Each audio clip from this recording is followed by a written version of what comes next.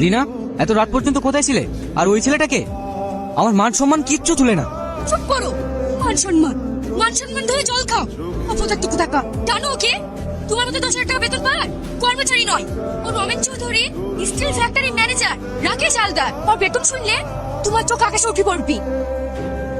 আমি বলছিলাম তুমি বিজয়কে নিয়ে এসো। না, ওর ভুল যখন ও বুঝতে পারবে ও নিজেই আসবে। রিনা, তোমাকে যতই দেখি ততই আমি অবাক হয়ে যাই। কেন? তোমার কাজল কালো চোখ, রেশমি কালো চুল, মুক্তার মতো হাসি আমাকে পাগল করে তুলেছে। রাকেশ, তুমিও না? তোমার মতো একটা এত সুন্দর মেয়ে ওই গে ভূতের কাছে যে কি করে আসো সেটা ভাবলেই আমি অবাক হয়ে যাই। আমি ওর কাছে কোনোদিনই সুখী হতে পারবো না। কিন্তু না থেকে যাবোই বা কোথায়? যদি বলি আমার কাছে, হ্যাঁ? তুমি আমাকে নেবে? তুমি কেন বুঝতে পারছো না আমি তোমাকে কত ভালোবাসি? ওকে আজকে ডিভোর্স দিয়ে আমি তোমার কাছে চলে যাব। রিনা, কি হচ্ছে সব? কি মানে? তুমি এভাবে হট করে ঘরে ঢুকছো?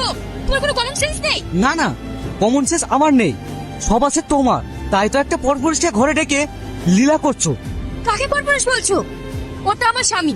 যাও, এক্ষুনি তুমি বাড়ি থেকে বেরিয়ে যাও। হ্যাঁ আমি যাব, কিন্তু কাজটা তুমি ভালো করলে না। এর ফল একদিন তুমি পাবে। বিজয়, তুই ফিরে এসেছিস বাবা? বৌমাকে আনলি না? কি রে, কাঁদছিস কেন?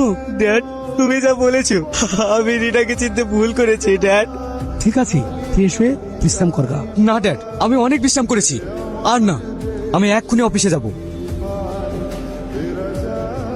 আজকের এই মিটিংটা বিশাল বড় একটা তাৎপর্য আছে। আজ তিনি আমার একমাত্র ছেলে। বিজয়, কাম ইন। আজ থেকে আমি আপনাদের নতুন দায়িত্ব পালন করছি।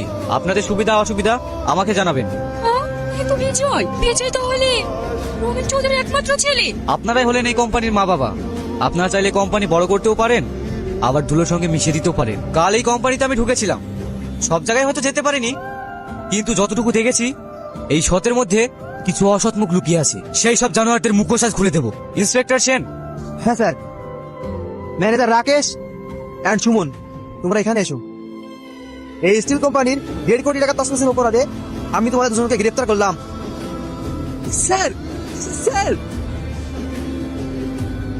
বিজয়, বিজয়, তুমি আমাকে ক্ষমা করে দাও। ক্ষমা? আমি তো একজন অপদার্থ স্বামী।